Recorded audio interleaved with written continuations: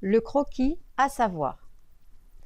Lors d'un projet, il faut imaginer des solutions qui permettront ensuite de produire des objets innovants en réponse aux besoins. Pour proposer ces solutions et les communiquer au reste de l'équipe, on a besoin de les représenter visuellement. Dans un premier temps, on représente rapidement sous forme de croquis qui pourra être suivi plus tard d'un dessin plus précis. Vous avez ici le croquis d'une maison contemporaine, là le croquis d'un drone. Il s'agit là d'une ébauche qui ne suit pas de règles précises. À savoir faire. Pour tracer un croquis, il n'y a pas de règles précises imposées, il se fait à main levée. Vous avez ici le croquis d'une cafetière à expresso. Il n'y a pas besoin d'outils de traçage, donc pas de règles ni de compas. Le croquis est la première étape permettant de visualiser les solutions techniques. Il peut parfois aboutir à l'objet fini. Vous avez ici le croquis d'un nouveau modèle d'automobile qui aboutit à un objet fini.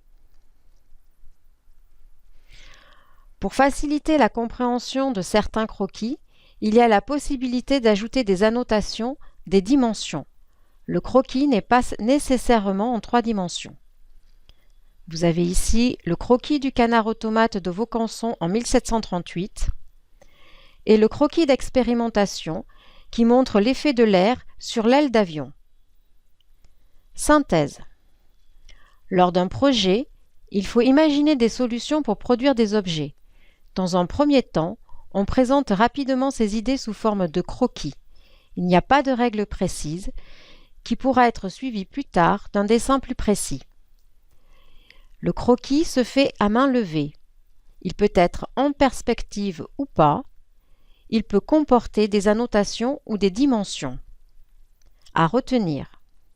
On appelle croquis un dessin rapide fait à main levée qui permet de représenter des solutions pour un objet en exprimant ses idées.